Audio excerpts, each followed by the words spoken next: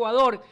Estimado Andrés, qué gusto saludarlo. Buenos días y bienvenido. El colectivo, importantes colectivos están presentando una acción de protección para frenar la fusión del Ministerio de Cultura con el de Educación. Según el gobierno, el Ministerio de Educación asumirá las competencias de Cultura, Deporte y de la Secretaría de Educación Superior. La medida, según afirman, implica reducir el número de ministerios de 20 a 14 y de las secretarías de 9 a 3, sumado a la desvinculación de unos 5.000 servidores públicos. ¿Ustedes están de acuerdo o no con la fusión? Lo escucho. Adelante, bienvenido. Buen día, muchas gracias por la invitación. Un saludo cordial también a todos quienes nos pueden escuchar. Bueno, no se puede estar de acuerdo cuando el propósito, cuando los objetivos de ir desarticulando de manera progresiva al Estado y a los servicios públicos, que de paso no solo son servicios, sino son derechos, no están claros. Yo le hago tres reflexiones. Los 5.000 servidores públicos que están siendo votados a las calles, esas partidas que ya están liberadas, ¿van a ser suprimidas para realmente optimizar el gasto o van a ser reemplazadas por militantes políticos de ADN? Si las partidas no son suprimidas y son reemplazadas por militantes de ADN, no se está calificando el sector público, se está politizando. Y eso ha pasado desde 30 años atrás y por eso el servicio público tiene los problemas que hoy los ciudadanos lógicamente los rechazamos, como corrupción, como falta de eficiencia, falta de calidez. Segundo, realmente hay un informe técnico que busca calificar la fusión de los ministerios. No creo que haya ese informe técnico, por eso no lo presentan, por eso hoy el gobierno dice que una funcionaria tiene un tiempo para presentar ese informe técnico, luego va a la Secretaría Jurídica de Presidencia para que lo alimenten y luego de eso se ve si es que se aplica o no. Y señalo esto porque una cosa es articular la educación o la salud y otra cosa es suprimir carteras de Estado para en el presupuesto de estos meses que faltan del año en curso o para el presupuesto del 2026, ya no entregar presupuestos a esos ministerios en calidad de carteras de Estado, sino en calidad de secretarías. Por lo cual lo que se busca es recortar los presupuestos de salud y educación. No se busca un Estado eficiente. Quien está haciendo un Estado obeso es el gobierno al unificar ciertos ministerios cuando lo que se busca es recortar los ingresos económicos. Estimado Andrés, no obstante, se han desvinculado ya, como usted bien lo señala, y ha trascendido 5.000 servidores públicos. Y es un buen punto el que usted señala. Habrá que ver cómo se procede con respecto a esas partidas. No obstante, otro hecho que es real es que el gasto en sueldos de todo el sector público pasó de 3.161 millones en el 2006 a 12.283 millones en el 2024. Desde su respetable punto de vista, ¿cómo es que se infló el presupuesto? ¿En qué gobierno? ¿Qué pasó entonces?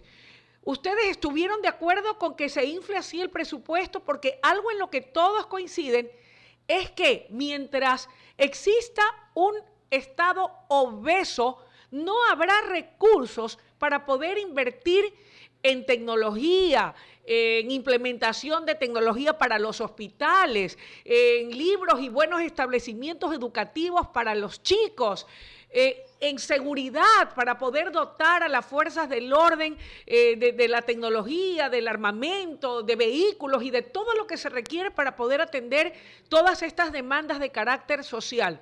Desde su respetable opinión, ¿qué pasó? ¿Por qué se infló ese presupuesto de esa manera exorbitante, por decirlo menos, habida cuenta de que mucho del dinero del presupuesto general del Estado se va para pago de nómina y entonces ahí es que no alcanza para atender esas necesidades que lo he escuchado a usted defender a sol y a sombra?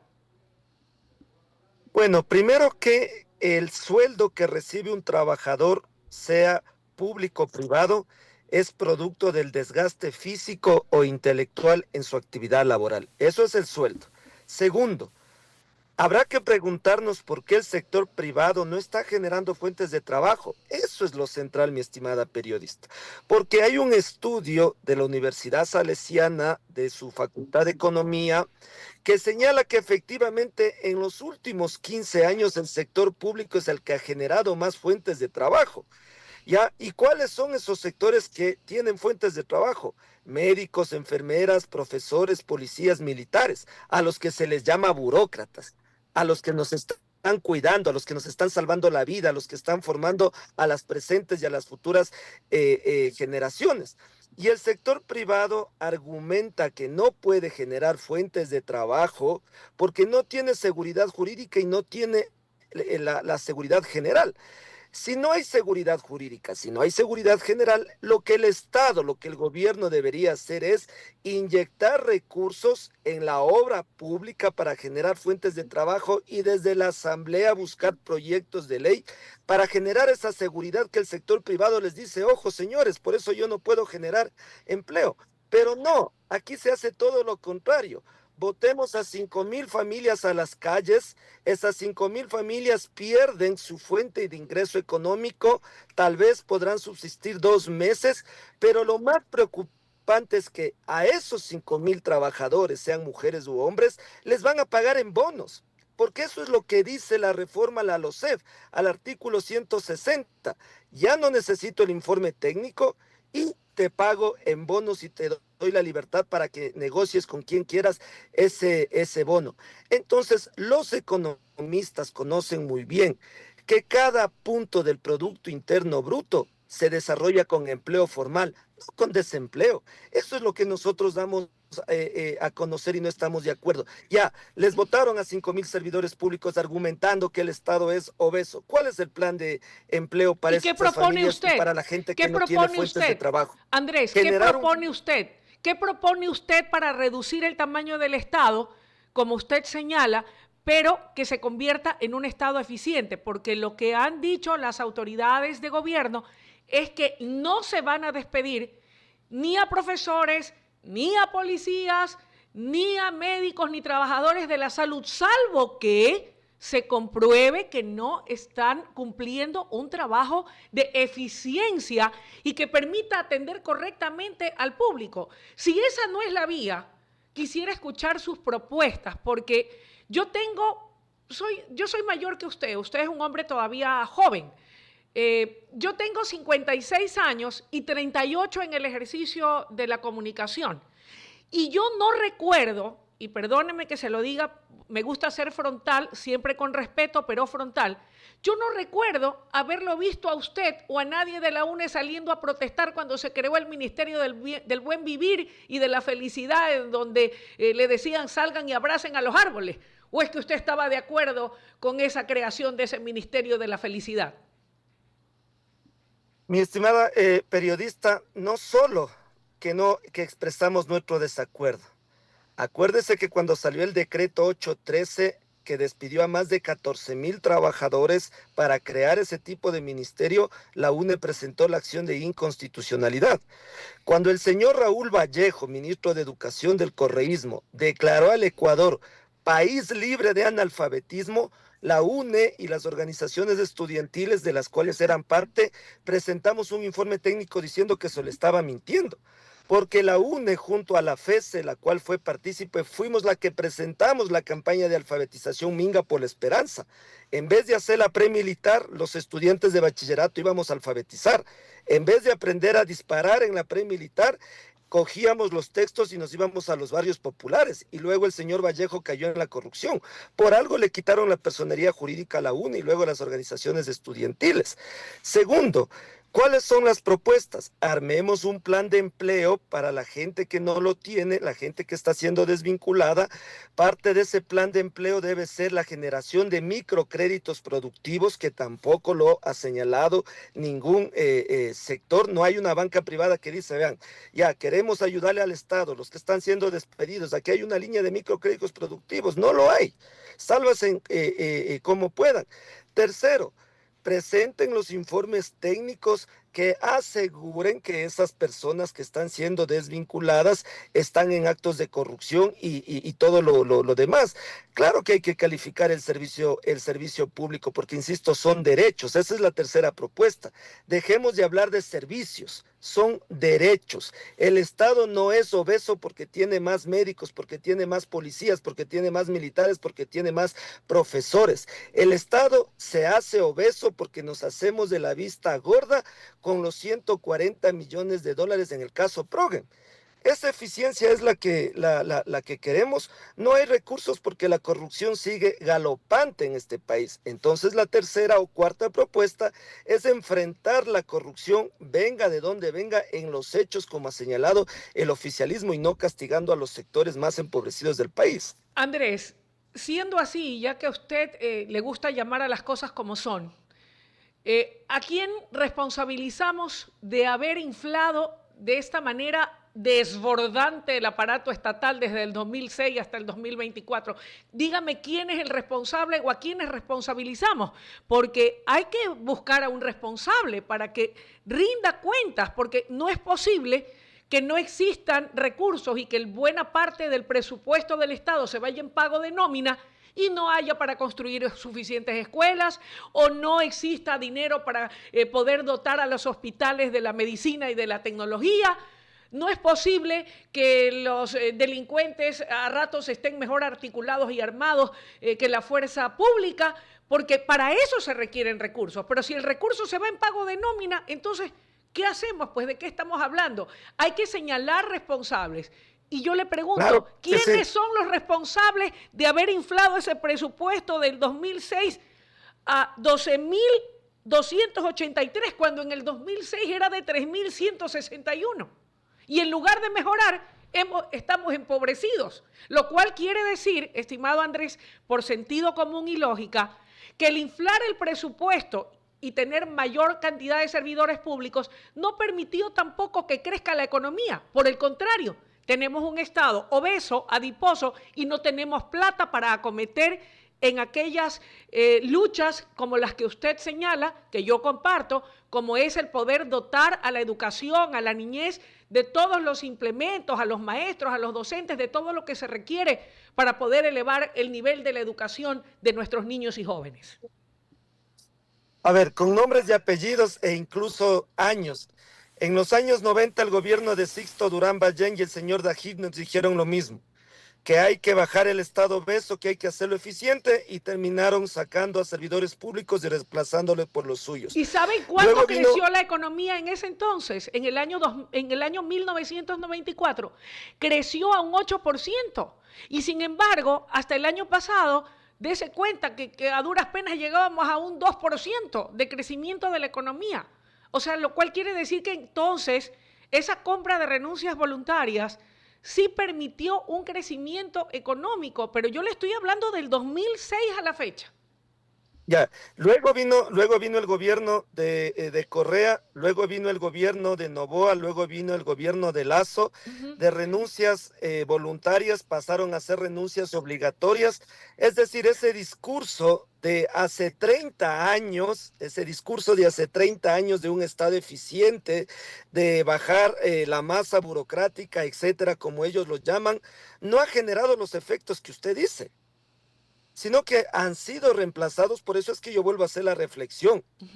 ¿Qué va a pasar con esas 5,000 partidas? ¿Las van a suprimir o las van a reemplazar? Ahí vamos a ver realmente cuál es el objetivo. Si las reemplazan, entonces la respuesta no la tengo yo ni usted.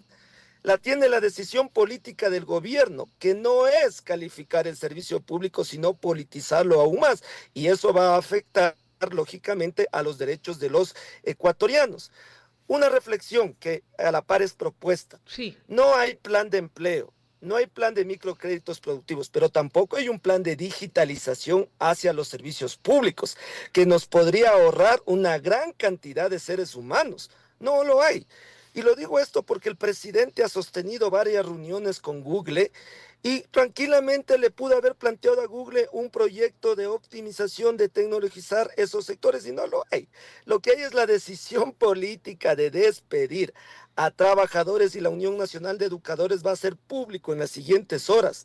Documentos de servidores públicos que tienen buenas evaluaciones, que en diciembre del año anterior recibieron reconocimientos por su tipo de servicio.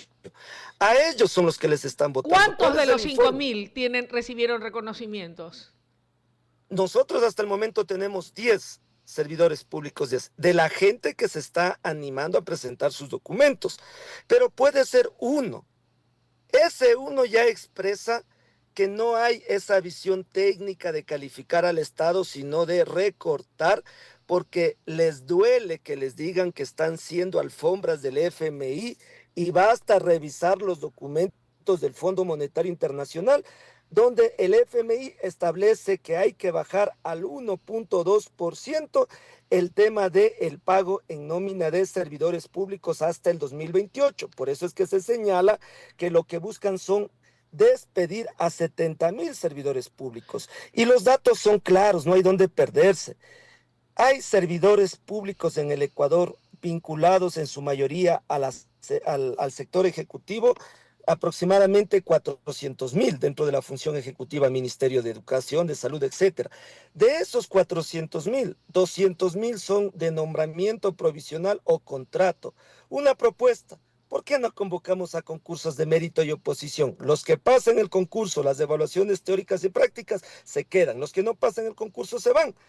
Eso es lo que se debería hacer en un Estado de Derecho, como dice la Constitución, pero que la Constitución dice, aquella persona que obtiene su acción de personal podrá beneficiarse de los derechos de ley, ascenso, recategorización, equiparación salarial, pero no, eso sería lo más lógico. A ver, señores, ¿quieren ayudar al Estado? Vengan, participen de las evaluaciones teóricas y prácticas. Si pasan, tienen su nombramiento, si no, gracias. Pero tampoco lo hay. En ese contexto, ¿qué acciones y qué decisiones ha adoptado la Unión Nacional de Educadores? ¿Qué van a hacer frente a estas acciones que ha tomado el gobierno nacional, según ha manifestado el propio presidente de la República, dentro de un plan de eficiencia del Estado? ¿Qué harán ustedes? Mi estimada, yo le voy a hacer acuerdo de algo. Usted me debe una apuesta. Claro. En la última entrevista, yo me comprometía que la movilización de los Iba a ser educadores, que era pacífica. el primer día de vacaciones nuestros, iba a ser Sí. organizada sin problemas. Y Así fue es. así. Pero no le demos Y una es apuesta. Lo que quedamos en que usted iba a venir acá y lo íbamos a al entrevistar siguiente en día. vivo. Al siguiente día quedó usted en invitarme. Yo estaba esperando la llamada. Eso es Pero bueno, cierto. Pero pero mire, cuando quiera, mire, tanto es que siempre le damos cabida, porque esta es una tribuna democrática. Aquí todos los actores y sectores sociales tienen derecho a poder expresarse. Mientras se lo haga con altura y con respeto, como lo hace usted, estos micrófonos estarán siempre prestos para escuchar su voz y su pensamiento y sus reflexiones. y saludo su actitud democrática y crítica, porque el conocimiento se desarrolla donde hay crítica. Donde hay autoritarismo, el conocimiento no se desarrolla el adoctrinamiento. Así Y es. por eso saludo su visión. Mire, yo le decía algo, mire, esa movilización, antes de ello, la UNE fue víctima de todo un linchamiento mediático, que estábamos mintiendo, que no era verdad, que buscábamos el caos. Minutos después, la Asamblea Nacional, antes de la movilización, unas horas antes, nos dicen, señores, les devolvemos la equiparación, perdón, la compensación económica a la jubilación especial. Teníamos la razón. No es que estábamos marchando por marchar. Y lo mismo pasa hoy. Sí a las evaluaciones con visión técnica, sí a mejorar el servicio público, sí a la generación de fuentes de trabajo, pero dentro del principio liberal que los propios economistas neoliberales lo defienden. ¿Cuál es ese principio liberal? Respetar el Estado de Derecho. Y el Estado de Derecho en el Ecuador tiene un ente, tiene un cuerpo rector que es la Constitución. Frente a ese hecho de que se respete la Constitución y el derecho al trabajo, es que la UNE junto al FUD y el Frente Popular tienen organizada una movilización para el 7 de julio para el 6 de julio y una convención de trabajadores, 6 de agosto. Y para el 16 de agosto, la convención de trabajadores. 6 de agosto la movilización y 16 de agosto la convención de trabajadores. ¿Cuál va a ser el espíritu de esas movilizaciones? ¿Qué otras organizaciones de profesionales o de la clase obrera han manifestado que quieran adherirse a estas movilizaciones? ¿Cuál será el espíritu de la misma? ¿Qué es lo que buscan y persiguen? Perseguimos que precisamente no se vaya desarticulando el sector social. Yo le vuelvo a repetir algo que le dije en la primera entrevista. Jamás vamos a estar de acuerdo que delincuentes estén en el servicio público. Como lo estuvo ese señor que fue atrapado con Fito, que no iba 13 años a trabajar a la Agencia Nacional de Tránsito. Pero eso lo conoce Fiscalía, lo conoce la policía, que quienes están hacia allá hay que atacar. A ellos ni siquiera hay que evaluarlos, hay que sacarlos inmediatamente del servicio público. Pero no se puede generalizar al conjunto de trabajadores. ¿Cómo vamos a reemplazar, por ejemplo, a los técnicos de Petroecuador que han sido sacados de la noche a la mañana, topógrafos, entre otros, que operaban los pozos petroleros? Eso no es posible fácilmente reemplazarlo. Ojalá no nos vengan a decir más adelante que el servicio público no funciona, que Petroecuador no funciona, que los hospitales públicos no funcionan, entonces hay que concesionarlos, que no es otra cosa que privatizarlos. Ojalá no avancemos hacia allá. Entonces, lo que estamos haciendo en estos días es articularnos los sectores de la salud, los sectores de la educación, los sectores de trabajadores, porque ya están presentadas 20 demandas frente a la ley de integridad. Permítame que le haga aquí un alto, permítame que le haga un alto, estimado Andrés. Vea, yo sé tanto de temas administrativos, por ejemplo, de sectores estratégicos, como usted y yo de reinados de belleza. O sea que no sé de ese tema y seguramente usted tampoco, más allá de lo elemental. Pero ha quedado demostrado que en todos estos, ¿qué será?, 20 años o 30 años, el Estado no ha sabido administrar los sectores estratégicos. Entonces, el cuento se cuenta solo, Andrés, perdóneme que le diga. Mire cómo se ha reducido estrepitosamente la producción de petróleo. Mire todo lo que ha pasado. Entonces, cuando hablamos de concesión, no estamos hablando de privatización. Privatizar es que yo venda un sector estratégico y me deshaga de él. Pero si el Estado ha demostrado no ser un buen administrador, porque como usted lo señala, con cada gobernante de turno se infla más de servidores públicos, muchos de los cuales no son eficientes y no dan un buen trato o atención al público, entonces, ¿por qué tener que mantener esas cosas como están? Es tan simple como que ese dinero que maneja el Estado, que es el de todos los ecuatorianos, el Estado está para administrar. Pero si dentro de esa administración demuestra que no es un buen administrador, entonces hay que entregarlo a la gente que sepa en el tema de petróleo, gente que sepa de temas petroleros. Y se concesiona, que no es lo mismo que privatizar, y usted lo sabe muy bien, no confundamos las cosas, porque eso distorsiona la verdad. Y usted me está hablando aquí, hablemos con la verdad. No es lo mismo privatizar que concesionar. Y si no, usted que es educador, le invito a que lo revise. Yo no soy experta en temas petroleros ni en temas de sectores estratégicos, pero me remito a las cifras. Y las cifras hablan de que en el caso del petróleo, óigame, la producción ha caído estrepitosamente. Entonces hay que buscar a quien lo sepa hacer. Pero si necesitamos recursos, no podemos seguir defendiendo la tesis de tener a gente ineficiente solamente por decir que estamos defendiendo esos derechos, cuando usted, que representa al sector de la educación y cuya lucha es válida, yo se lo reconozco, se necesitan pues de recursos que en buena parte deberían también poderse generar de la producción y exportación del crudo, para poder tener recursos para atender nuestras necesidades más graves, como en la educación, como en la salud y como en la seguridad. Entonces, no confundamos a la gente, estimado Andrés, porque una cosa es la privatización y otra es la concesión. Son dos términos distintos y usted lo sabe muy bien, usted es educador. A ver, mire, como educador le puedo decir que los tecnicismos no son neutrales. pueden tener, entre comillas, unos significados diferentes, pero cuando los tecnicismos vienen desde el poder, no son neutrales, tienen un objetivo. O si no, vayámonos al tema del campo Sacha, que nos hablaron de concesionar y los distintos sectores sociales demostramos que no es lo que querían concesionar, porque querían decirle a una empresa, lleves el 60% y el 40% se queda aquí, ¿ya? Ojo, segundo, respecto a lo que usted ha señalado, ¿es el Estado el responsable de todos los problemas o son quienes han dirigido el Estado? Ojo, es como que si yo digo, la familia, mi familia es el problema. Hijo e hija tienen que dedicarse a estudiar, a colaborar en el hogar, a recrearse, al derecho a la cultura, a la salud. Pero papá y mamá, donde hay una familia que tiene papá y mamá de paso, ya son los responsables de trabajar, de inyectar los recursos en medio de todos los problemas económicos que vivimos. Entonces no podemos decir, ah, no, el hijo no quiere estudiar porque mamá tal vez tiene este problema. Cada quien dentro del Estado tiene una función.